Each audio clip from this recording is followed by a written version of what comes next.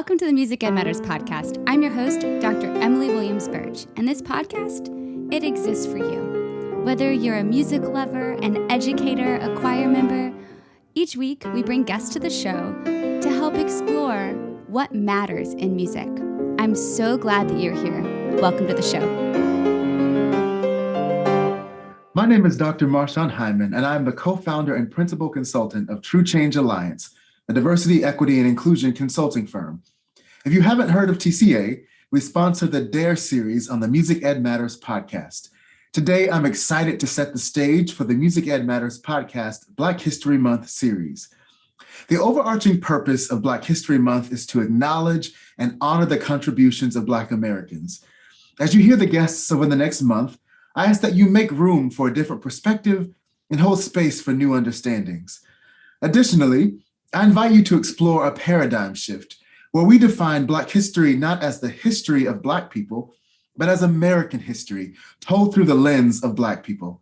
This notion suggests that Black history is not an other or something that we pause to engage in for the month of February, but a way to sharpen our understanding of the American experience. So while Black History Month is every month, this month we unapologetically celebrate Blackness and uplift the voices of Black professionals, educators, and musicians. Outside of listening to this podcast, I encourage you to actively celebrate as well. To celebrate Black History Month, you should learn, engage, and act. Learn about the history of Black people in America, engage with those outside your circle, and support events in your area, and act by supporting Black businesses and donating to organizations working to advance racial justice in this country. Enjoy the series. Hello, and welcome to the Music Ed Matters podcast. I'm your host, Dr. Emily Williams Birch, and this episode is exceptional. I know I say that about a lot of episodes, but this one is totally in alignment with serendipity. You're about to meet Dr. Quincy Hilliard. Now, this is my first ever band podcast. That's right, it's called the Music Ed Matters podcast, and I am partial to the choral elementary world. But I know that a lot of my students and some of you are band gurus at heart. To get started and to kick this off right, you're going to meet Dr. Hilliard. Dr. Hilliard is an amazing professor and composer at University of Louisiana in Lafayette. Ooh la la is what we lovingly called it when I went to LSU. You'll hear the story of how I met Dr. Hilliard in a second. But the stories and the inspiration in this conversation are going to rock your world. I feel like it's the perfect episode for right now. I really can't wait for you to get to meet Quincy and hear everything that he has to say. You can feel his excitement for teaching and his excitement for composing. And y'all, he's been at UL for 35 years. Think of the lives and the students that he's impacted. And now we get the privilege of hearing his stories. Oh, I can't wait for you to hear this. We recorded this while he was at Midwest, which is the big band thing that happens, the big national band conference that happens every year. And I'm really thankful that he took time to have this conversation. As always, these episodes are provided by our sponsors. Thank you, Kaleidoscope Adventures, for making it possible, as well as our friends over at the Kinnison Choral Company. I really can't wait to hear what you think about this one. Join us over at patreon.com/musicedmatters to join in the conversation. Without further ado, Dr. Quincy Hilliard and the art of being creative. Today on the Music Ed Matters podcast, you get to talk with the one and only Dr. Quincy Hilliard. Hello, Dr. Hilliard. How you doing? I'm so excited for this conversation. Thanks for agreeing to come on the podcast. I wouldn't have it any other way. I'm looking forward to it. So I have to tell the listeners how we met because it's pretty serendipitous.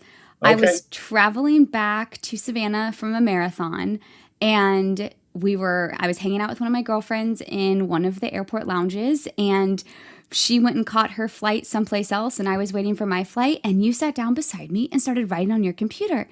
And I really needed to go to the bathroom, and I needed someone to watch my stuff.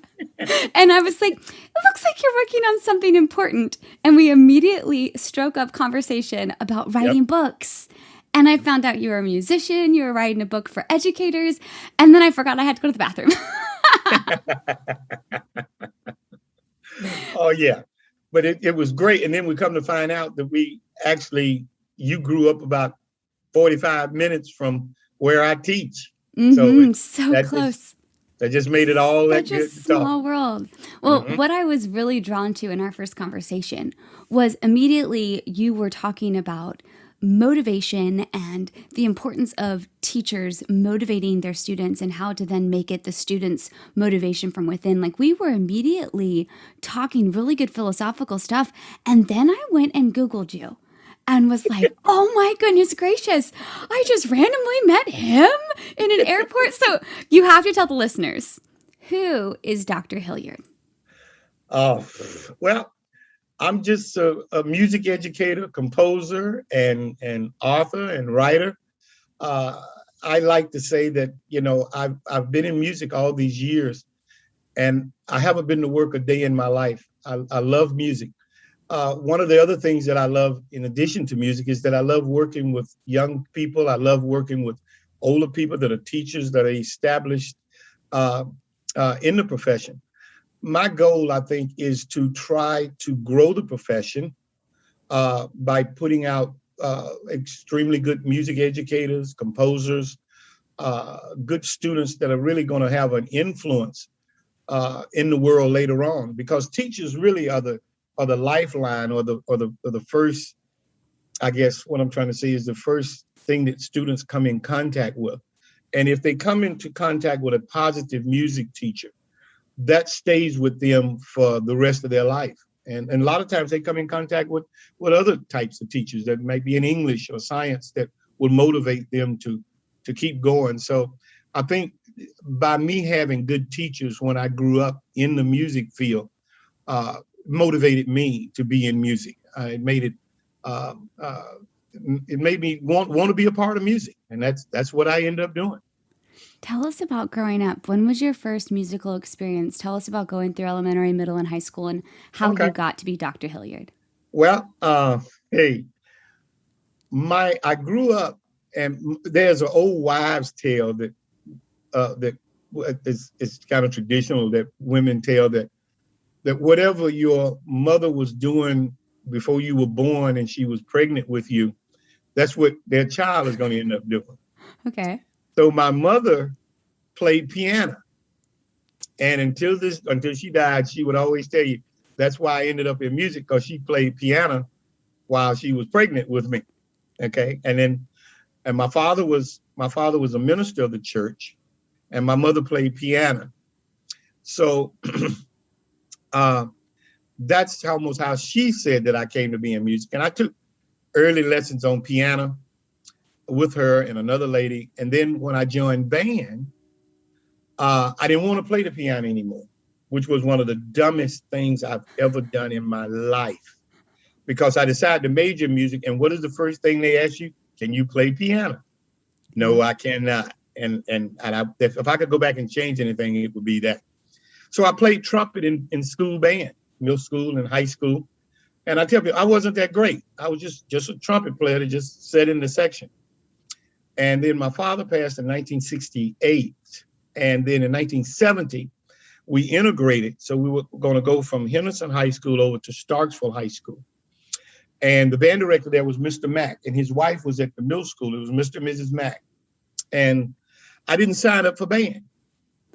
Why And not? Mr. Mack, yeah, well, at that time, a year before the integration, they would do an exchange from once the administration from the white school would come to the black school, and the black administration would go over there. The coaches would do the same. The music did the same. They would, just a year before to get everything going. So when Mr. Mack came to the band room and talked to us about being in band, and at that time, I didn't know it, but I learned it after I got over. Starksville High School had the top band in the state of Mississippi. I mean, these guys were good, okay? And so he asked me to be in the band. He told all of us, I want all you guys to come be in the band and sign up and things. And then he came back and he said, I noticed you didn't sign up. He called me into the office when he came back the next week and said, you didn't sign up for band. I said, no. I said, well, because you gave us a list that we had to have these certain types of instruments to be in your band. And my father just died, and my mother just bought me this Conn Director a couple of years ago, and she said she couldn't find me another instrument. So he looked at me and he said, give me your mother's number. I said, okay. So About a week or so later, I hear my mother on the phone going, yes, yes, we can be here Saturday. What is this in reference to? And then she's looking around the corner at me because there was no cell phone then. You know, you got the cord. Oh, yeah, cord on the phone. Why is she looking at me?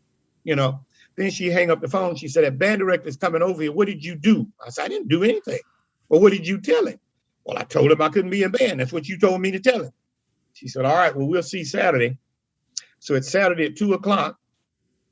He shows up at my house, and he had Dick Whittington. I never will forget the drive from Mississippi Music, which was in Jackson, Mississippi, which at that time to come to Starkville on a 2-lane road took about 3.5 hours. So I don't know whether he came up the night before and stayed with them, or he came that day and stayed the night with them, or just came and went back. But they came into my living room, and he opened up a brand new Con 8B. It was silver. That was the prettiest thing I'd ever seen in my life. And Mr. Mack sat there and convinced my mother to buy that horn for me to be in band. Now you got to understand, I'm no Wynton Marsalis. I'm just an average trumpet player that played third part, probably at the end of the section. And at one point during the conversation, I can see it right now. My mother looked over at him and she had her arms folded and she pointed her finger and said, $450 is a lot of money for me to go pay for this horn. And I'm gonna have to borrow that from the bank. She said, now, if I borrow that money, is this boy gonna do anything in music? And Mr. Mack didn't hesitate. He didn't miss words. He looked up back in and said, he's gonna go far. Now, how did he know that? I don't know. How did he know? I don't know it. I don't know, but that's the story. And most people don't know that story. And the rest is history. Oh, I have goosebumps from that story. Right. If she hadn't bought that horn, I wouldn't be in music. Okay. Because I wouldn't have been in the band at Starkville High and got a lot of the experiences that we had. So from there, I went on to Mississippi State, got my master's in music education. And then I went to Arkansas State and got my master's in music education. But there was a composer there named Jared Spears, and he's still alive today. We still talk once a month sometime. But he convinced me that I could do what I needed to do and be in band music. And when I was down about it, he motivated me. He would not let me say I couldn't do it. He said, you just haven't figured out the elements, or you haven't figured out the concepts yet. But once you figure them out, you're going to be good. So I stayed with him. Then I taught 2 years in Memphis. Then I went to the University of Florida and I studied with another composer named Richard Boze. He's passed on now. But he was well known in the field of band music, just like Jared Spears. So once I had those names behind me and I would approach publishers, they knew who they were. They knew these names had been giants in the field. And they opened some doors for me too. You know, I'm sure they've talked to some publishers about me as I was writing and doing things. And so from there, I taught at FIU for 1 year. Mm-hmm. And then I taught at Nicholls State for 1 year, and I've been at UL for the past 35 years. Oh, I'm so excited to talk about how you got through all those things. But I want to rewind for 1 second. Okay. When did you transition from the music education side to the composition side? When did you find out that was where your heart lied? Probably when I was doing my master's. Okay. Because Spears at that time was writing band music. I always wanted to write music, but I just didn't know how. And I'd had a composition class at Mississippi State with a guy named Frank Stewart. Dr. Stewart was really, really good. In fact, he had written some opera. I mean, we're freshmen. We didn't understand the significance. He had written some opera that had won some award in New York. I mean, so we assume. And years ago, before that, he used to work in Hollywood writing movie music cool. For the films and things. I learned from him. And that was about it. So, but once I met Dr. Spears, he kind of lit a fire in me to want to write music and showed me, man, you could be traveling. You travel, and I saw him traveling. I saw him doing guest conducting. I saw him doing honor bands and all kinds of things. I said, that's what I want to do. And he convinced me I could do it. And then he equipped you with the tools. What did you have to learn in order to be able to write the band music? And what's your niche in band composition world? Well, I think Dr. Spears taught me the art of creativity. Well, nobody can teach you to be a composer. That's number one. Okay. He equipped me with the tools that of different scales of whole tone scales. We went through the whole gamut of what it takes to be creative. And his thing is melody, harmony, rhythm, form, and texture. And how you manipulate those elements determine your style. For me, I added a sixth one called emotion, because when I write some of those pieces, As the World Watched, The Ghost Stand, I want to really have an effect upon people's emotion, that they feel what I put on paper. I want them to feel what comes out of me, because music is emotion to me. And what I'm doing when I put it on paper is I'm doing my emotion. So he taught me that. But what I remember Dr. Spears more about was he was very demanding, but it was a fun demanding. You know what I mean? Mm-hmm. I didn't mind doing the work. He made me feel good. And when I didn't do it right, he would show me where I did it wrong. We'd laugh about the mistakes, and we would go on. And he was just a joy to be around as a teacher. And he's so motivated. If he came in right now and say, Quincy, get up. We're going to get up here on the top of this building and we're going to jump off. And as we jumping off, we're going to write music. All right. Okay, let's go do it. Okay. That was the kind of effect that he had upon me. Do you think that he also impacted your teaching style as much as your compositional style? Definitely the teaching style. Well, when I teach my composition students, I never wanted to miss Dr. Spears' class, because he was going to say something or do something funny to somebody in that class. It could be me that day, whoever it was, but it was going to be funny, and I did not want to miss it. He made you want to be around him. And I remember reading a book by Dale Carnegie called How to Win Friends and Influence People. Mm-hmm. And Dale Carnegie said in that book, he said, a good leader can arouse in others a need to want to. Okay, they want to be around you. They want to achieve for you. And he said a good leader treats his people right, give them credit for what they do, and they'll make you look like a winner all the time. So I think Spears embodied that concept to me. I was his graduate assistant, and years later, when I'm here at the conference, some of his students would come up then and say, we hate you. I said, what? I didn't do anything. Well, Dr. Spears talks about you all the time, and we just hate you, because he still talks about me. You know, so awesome. If you could be like Quincy, well, now this is what Quincy is doing, you know. Wow. So with him, definitely, if it wasn't for him, I wouldn't be here today. Definitely. So after you studied with Spears, then you went to Florida. Right. And I studied with Mr. Boze. Richard Boze. Now, Mr. Boze was one of these guys that was way before Spears' time. He helped write the First Division Band Method book. Mr. Boze was good. But now, whereas Spears was wanted me to be extremely creative, just, let it flow. Mr. Boze was more traditional and honed my skills to be, practical.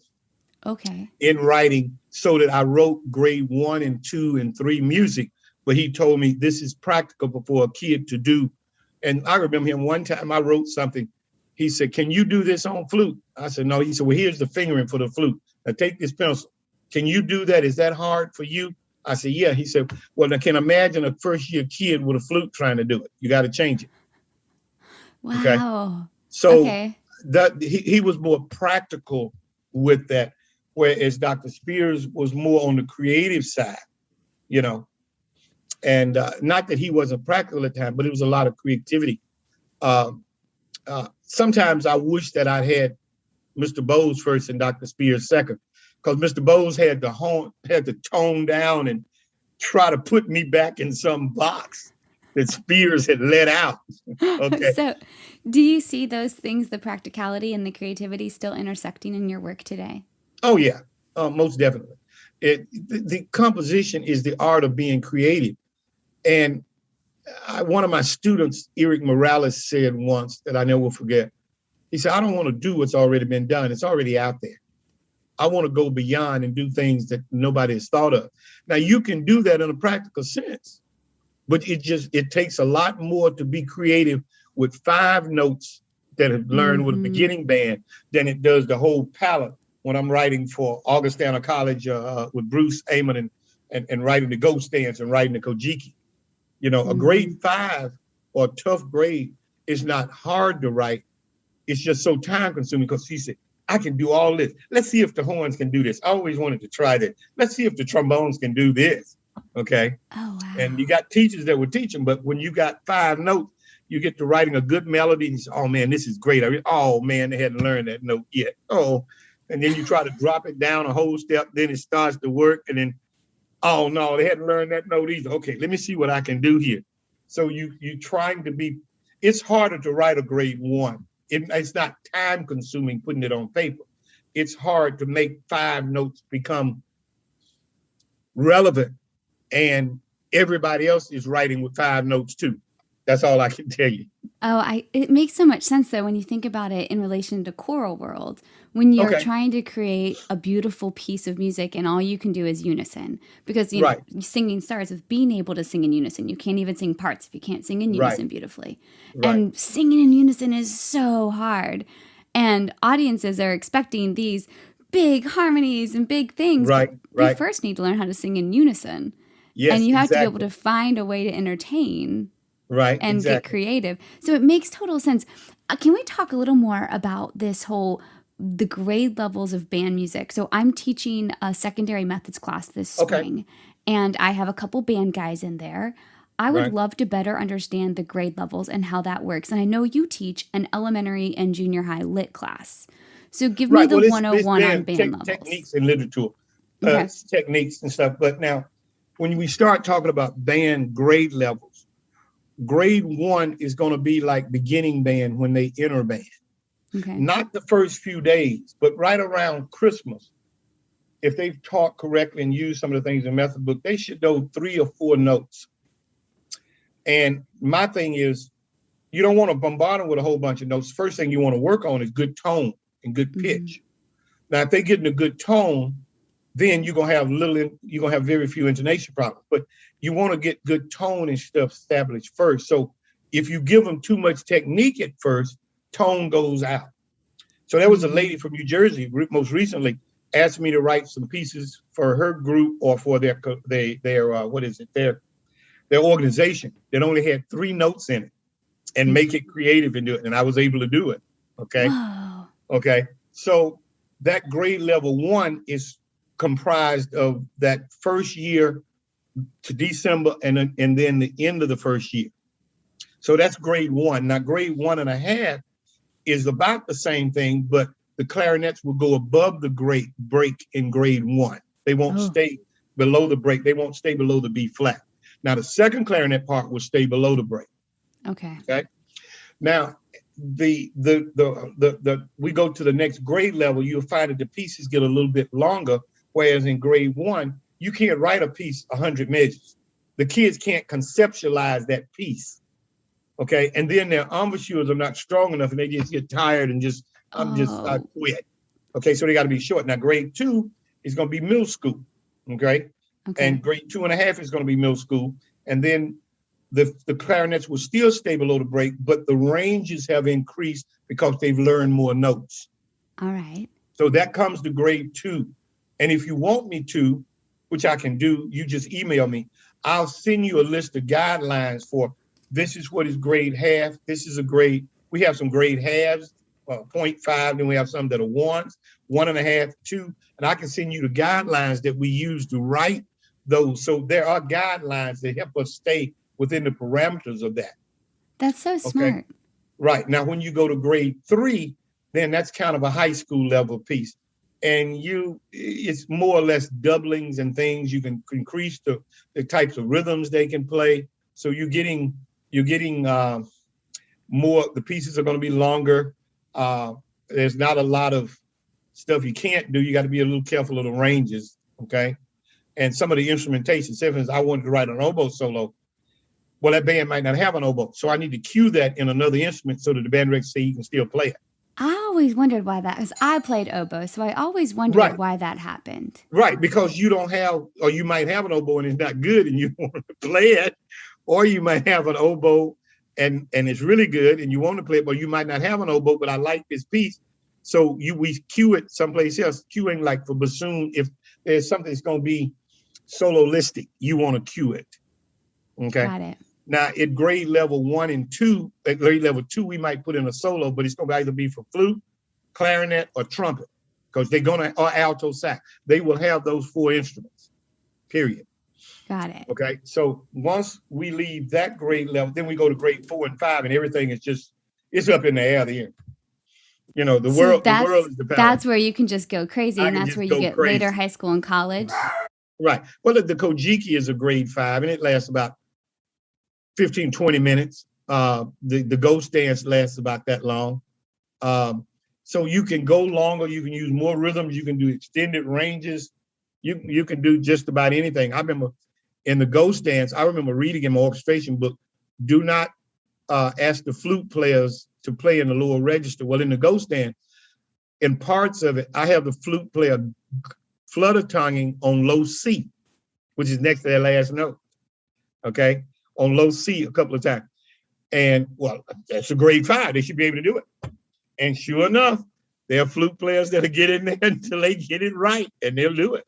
So what I love about these grade levels is how clearly defined they are. I know in choir world, Right. we're thinking developing voices, advancing voices. We're looking at the hierarchy of teaching vocal independence.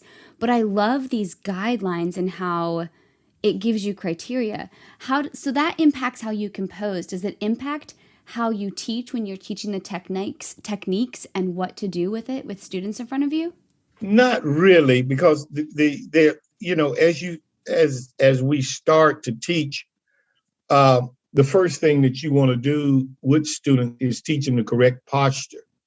And I have a book that I'm hoping is going to be published soon with Carl Fisher. It's going to go through, you know, it'd be like a technique book that will go, that starts from day 1, how to sit.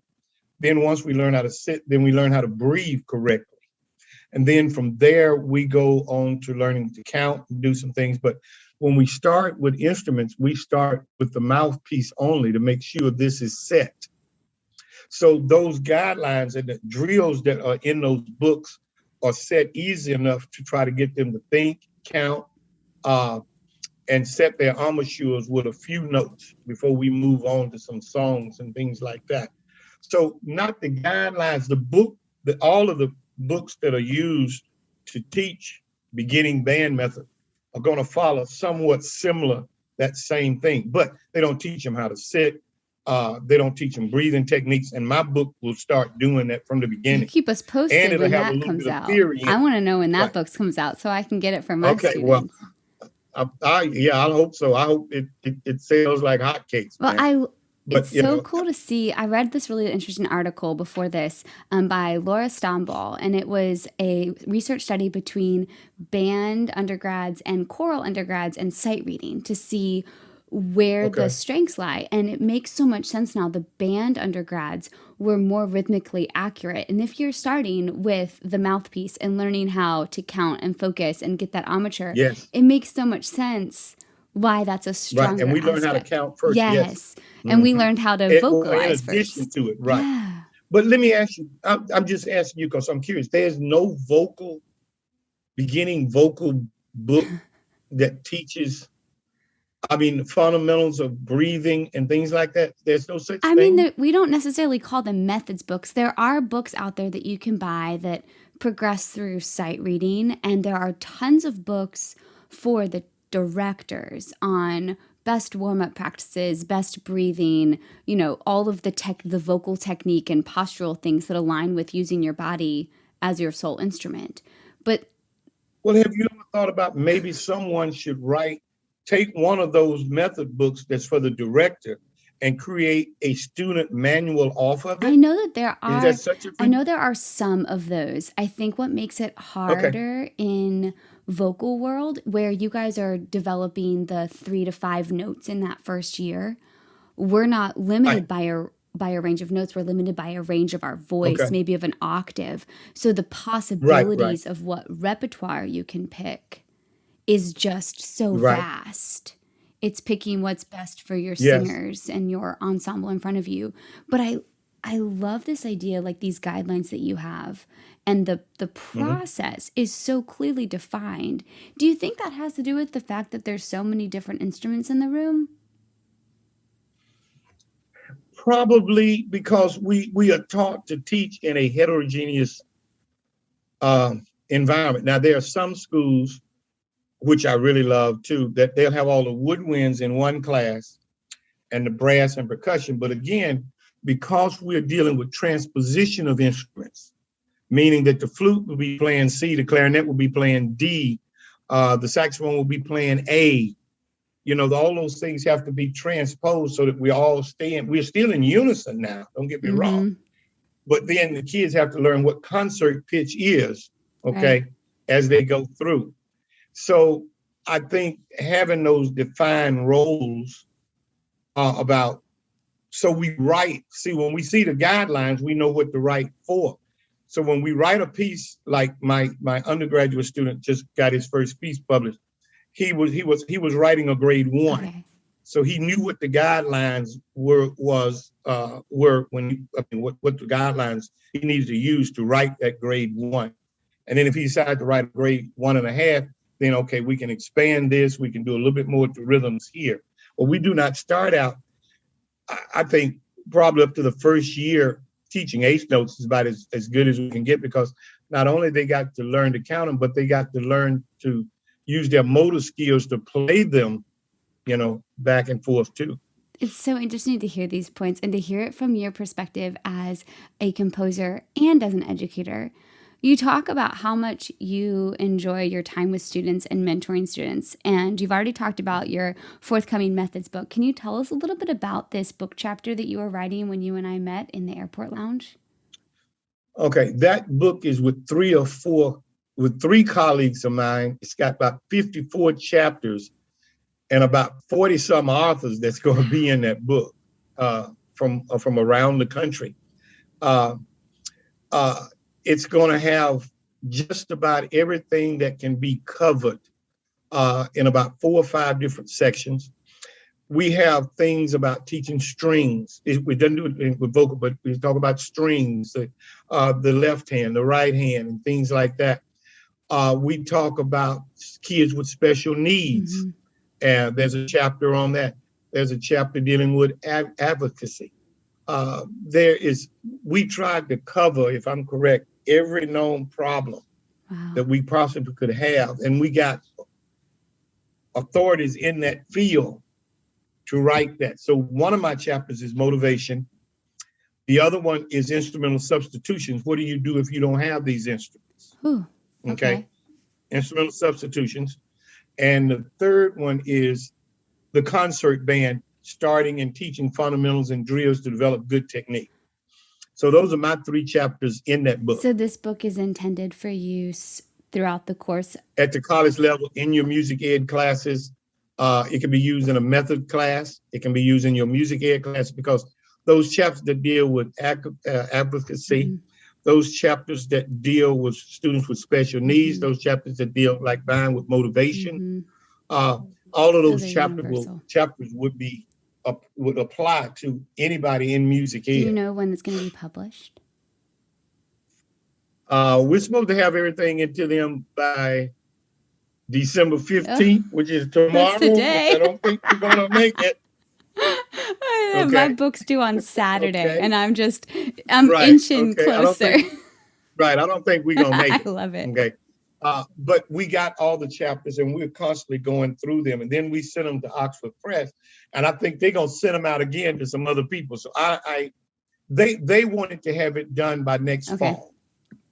This coming fall, I think 2023. Yeah, I think that's when they wanted to be done. Well, I'll stay tuned for that, because I'll want to have you and maybe a few of the other authors on, and we can talk about the book and getting it. Oh, they are great. You would love Brian and Kirsten. They can tell you more about the book. I'm not the main advocate of putting the book together. Brian is the one, and they can tell you more about it, because they know a lot of the other authors that are in the book. You also know so much about just the profession in general. I mean, you've been in the profession, you've been at UL for 35 years. What is the biggest thing as you're preparing student teachers for the profession? What are you hoping to impact them with? I want to impact them, number one, to don't be discouraged about the problems you're going to have. And I try to teach them that band directing is like a roller coaster. Well, teaching basically is like a roller coaster. Some days it's going to be great. And some days you're going to go, oh, I got to get out of this. And sometimes my students get discouraged. And I tell them, when you do that's when I come in. You call me up, I'll come visit your program. I've gone and taught band all day. I've taught every class some people have had all day long for a day, so that they can relax and get some new ideas and some fresh concept, and to motivate their students a little bit more. Mm-hmm. Or I say, if you're depressed, come over to my house, take a day off, call in sick, come over to my house. I'll put some food on the grill. You know how we are in Louisiana. We'll eat, we'll talk, we'll laugh. Okay. And then the next morning you get up and go back out there again. But I try to prepare them to be realistic. Some of these kids come from really awesome programs. So they just was in one that just seemed like, oh, this is pretty easy.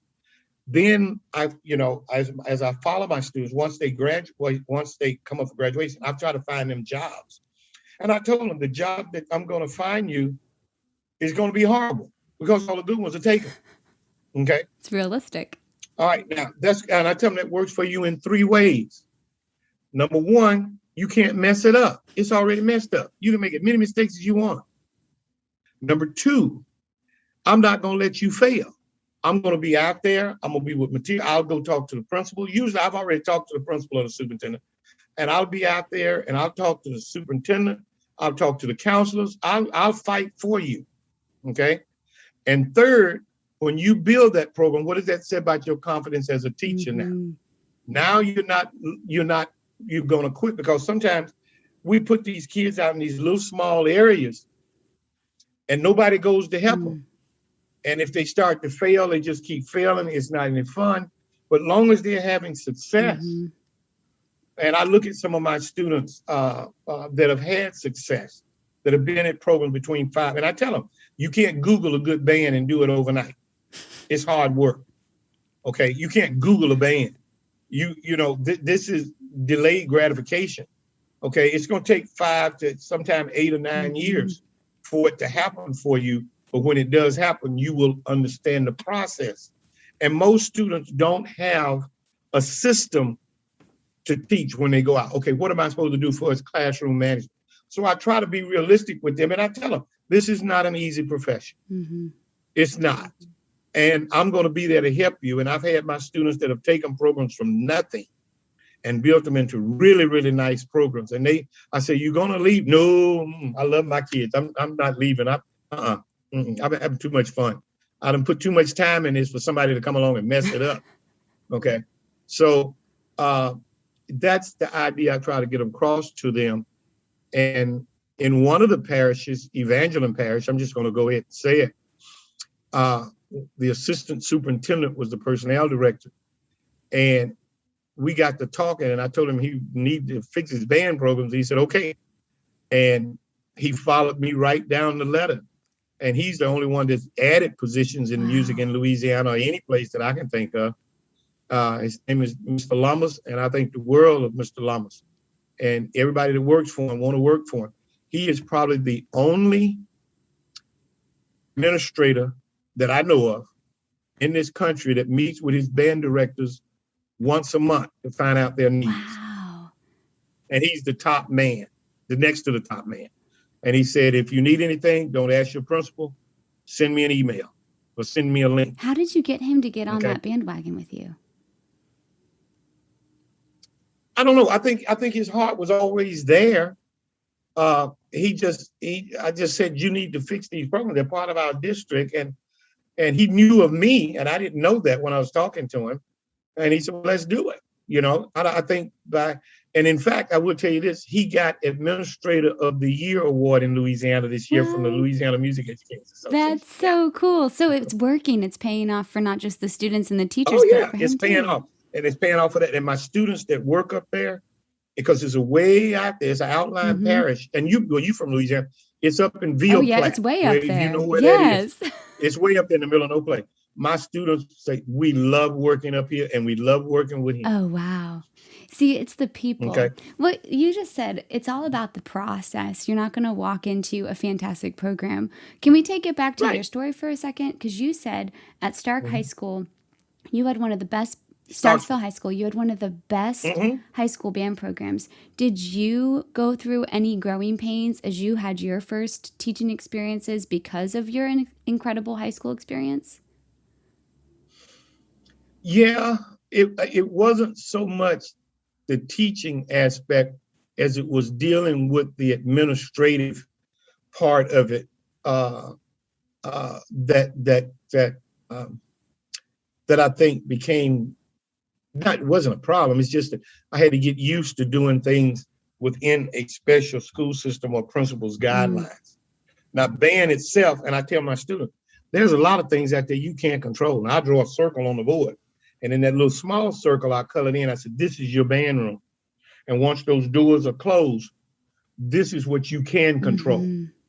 You can't control all this. So that hour or 50 minutes you with your kids, make it enjoyable. Because once you open those doors again, then you got parent problems, you got administrative problems, you got things coming down from the state, you got all kinds of stuff. But when you close that door, that's your haven right there. You can't let that interfere with what you're trying to do. What a beautiful picture analogy. We all live in this big circle, but if we can control our circle and shut the doors and not let it impact, that's so good. Okay, I want to keep... Right, and then that impact has a lot to do too with classroom management, how you run your classroom. You keep them on a routine. So, any director that goes in and said, okay, let's see what I'm going to do today. Any teacher that goes in, I don't care if it's math, science, or whatever, go in and say, well, let's see what I'm going to do today. That's not a good idea. Got to have that routine. Okay? You got to have a goal, and you got to have, what I'm going to do. You got to be ready for it. So what's your routine? Let's talk. I love your story. I'm just so inspired by how much you've given to our profession and how much you continue to impact and the energy that you have for future educators. What's your routine when you walk into, let's say, an honor band right now? Okay, the first thing that I do is I thank the directors for having me there, because they do have a choice. It didn't have to be me. They could choose somebody else. So I'm very honored that they have chosen me to do it. And the next thing I do is a nice little warm-up. Sometimes I have a chorale in there that I use with them. I talk about breathing. I talk about posture a little bit if they're not doing it. And usually if you got a high school all-state band or region band, you don't really have to talk about any of that stuff. Okay. They already got it. That's why they're in the band in the first place. Okay. They already know what they're doing. So, and then I want them to feel comfortable with me, because I'm a stranger and they are around maybe some, depending on the all-state band, you could have kids in there from 40 different schools. They don't know each other. And we are there for a day or 2 days and a half to put on a concert and make it come together. Okay. So the next thing I want them to do is to feel comfortable with me and know that I'm going to be demanding, but it's going to be fun, just like Dr. Spears. We're going to laugh sometimes. Then I'm going to get on you sometimes. I'm going to praise you. And then when it's time to say, no, that's not right. Well, it's not right. So we got to fix it. How do we fix it? What went wrong? Especially with little kids. I like to ask them that. Big kids. I have a story. If you have an all-state band, they usually do not miss on anything. If you have let's say a second band or maybe a small region band, I like to compare it to region bands. They might miss it once. And then the further you go down the level of student, then it's incumbent upon the director to be able to pick out music, like not trying to play the Hinderman Symphony with a grade 1 band. So you pick your music right, you're going to be okay. You want the kids to have a good experience at honor band, because they're going to go back and tell the other kids, man, you should have been there. We had this composer, Quincy Hilliard, man, and we played his music. He talked about how, man, it was just fun. We had a ball. And they go, I should have tried out. Now that makes the director's job that much easier. Mm-hmm. You see, Mm-hmm. because if you have a bad conductor, the kids won't come back. They've had a bad experience. They'll tell their friends not to do it. So once I establish a good relationship with them by letting them know it's okay to make a mistake. Okay. We're going to get over it. We're learning the music. We'll be fine. And then we put on a good concert and they have a good experience. That's my goal. That sounds like a great goal. And what's your favorite of all the places that you've been so far? What's your most memorable one?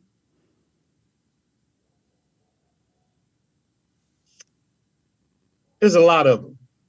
You talking about honor bands or just places? Either one. My favorite place is Philadelphia. Really? Okay.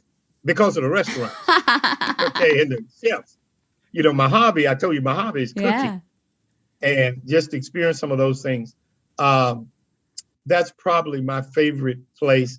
But probably the top band I've ever had in my life was a region band out of Philadelphia. And God, they could play. And see, in their region bands, you don't do 3 numbers or 4 numbers. You got to do a whole 45 minutes worth of music with a 15-minute intermission, so that you'll be playing. We play a lot of hard music, and they are capable of doing it because they get the music before. Okay. So those region bands are just.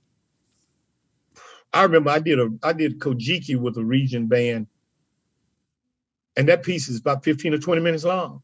And they nailed it. And that was not the only piece. We had about 6 or 7 other pieces we did, and that piece was hard. And they played it. We didn't have enough percussion. There were people that came out of the flute section, came out of the clarinet section to play percussion, and we just had a ball, man. But there was another reason that we did. The one around Philadelphia. I don't know exactly the region, but God, those kids could play. I mean, they were just phenomenal. Substituting instruments, is that part of what you teach, that you can pull some of the extra flutes and things for percussion as needed? Or do you talk more about how do you substitute when you don't have an oboe? No, in the region band where I not substitute, it's because Quincy Hilliard wrote so many percussion parts. So he didn't have now enough it's people your to fault. play them. It's my fault. Okay. Now, in teaching composition, and we're doing band composition, or I'm teaching that class in elementary, junior high band literature and techniques, I talk to them about instrumental substitutions, because normally when they get a band, it's going to be about 15, 20 people, something. Okay.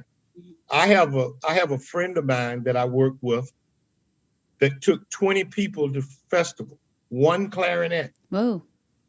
And got sweepstakes at district and got sweepstakes at state festival in Louisiana. Wow.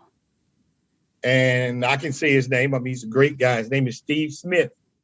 And I used to tell people Steve could walk on water. I've never seen anybody do that. 20 people. So you don't have to have a big band to play with good tone and good pitch. That's my thing. I got another one, a friend of mine named Lawrence Sassu.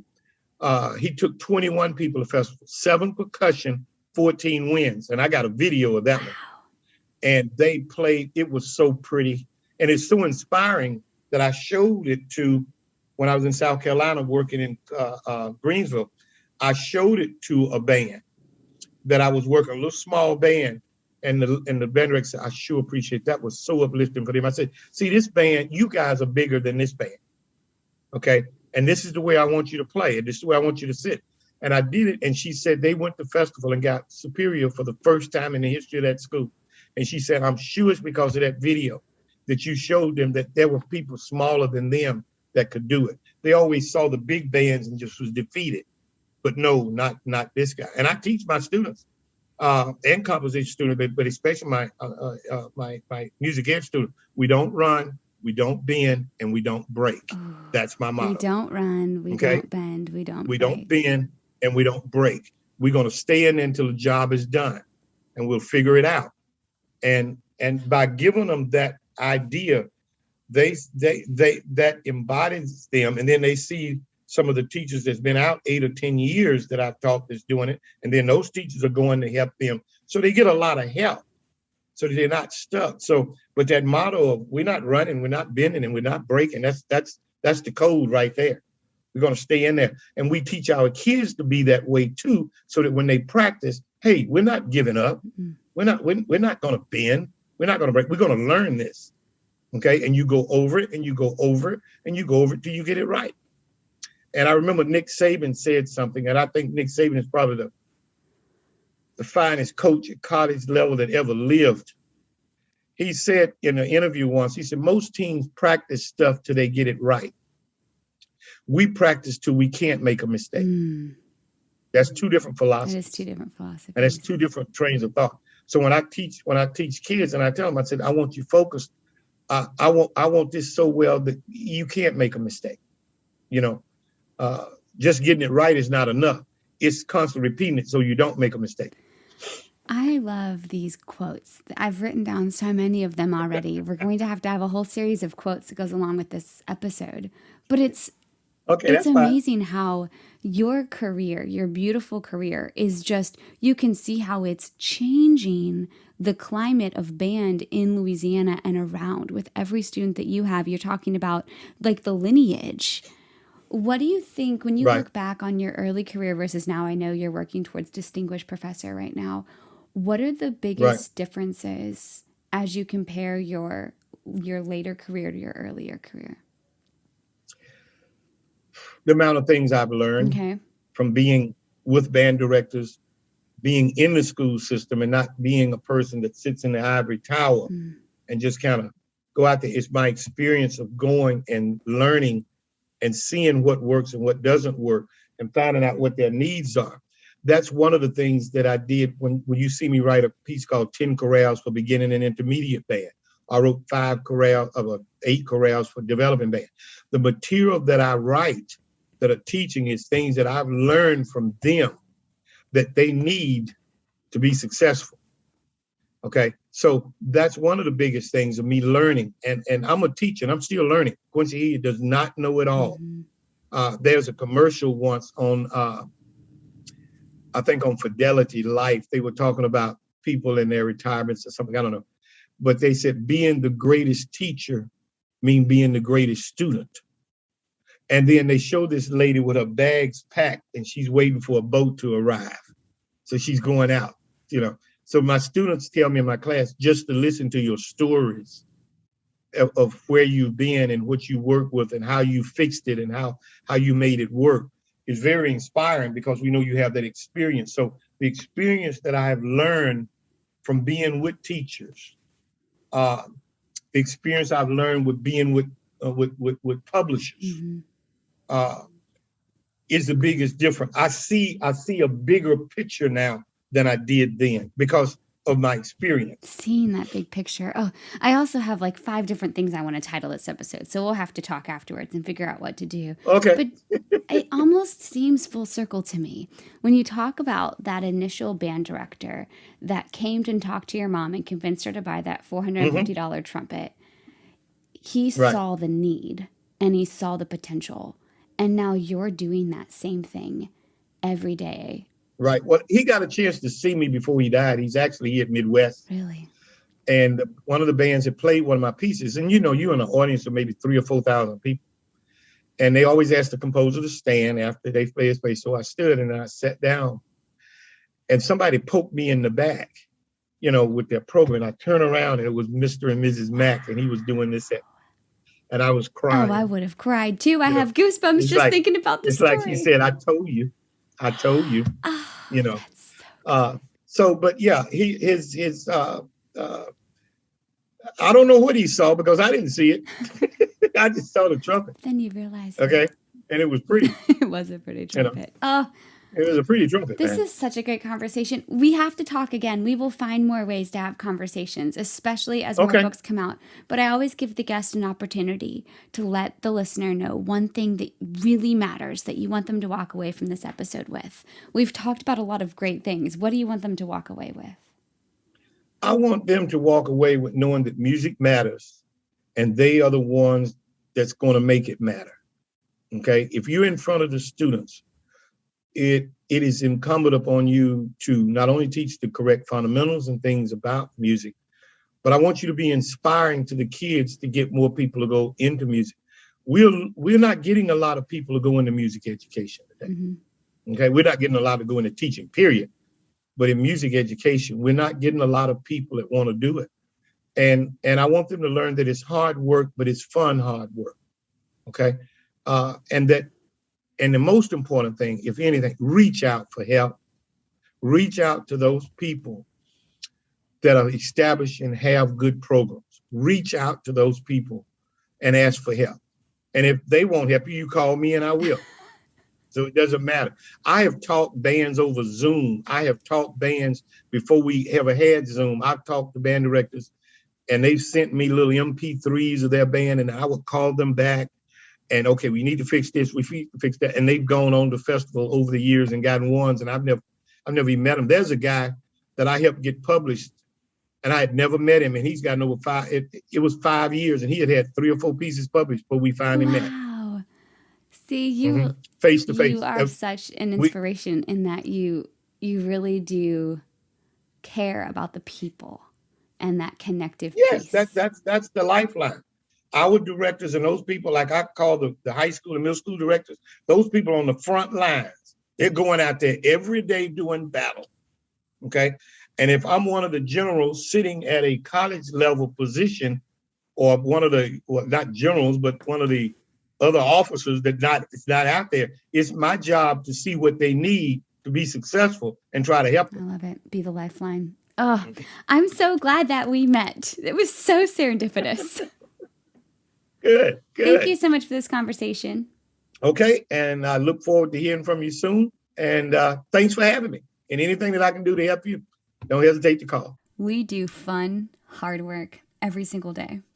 We combine creativity with practicality. We know that delayed gratification is the ultimate of this career, and that it's the melody, harmony, rhythm, form, texture, and what Dr. Hilliard added, emotion, that creates the style and the feel. And we get the chance to guide students through that journey, whether it's band, choir, orchestra, general music, whatever. There are so many experiences that we get to be a part of. How exciting was this conversation? Did you get a couple nuggets? Did you get any ideas? Thank you so much for listening. Thank you to Dr. Hilliard for coming on the podcast. My first band podcast. Woo, so proud of myself. I hope that you liked it. Let me know what you thought. Don't hesitate to like and review us, because that's how we get into the ears of more people who need to be inspired. Because you know what? Music matters, and it's our job to make sure the world knows. In case you don't know, you matter. We all know that music matters, especially everything we talked about today with Dr. Hilliard. And I'll see you next time on the Music That Matters podcast.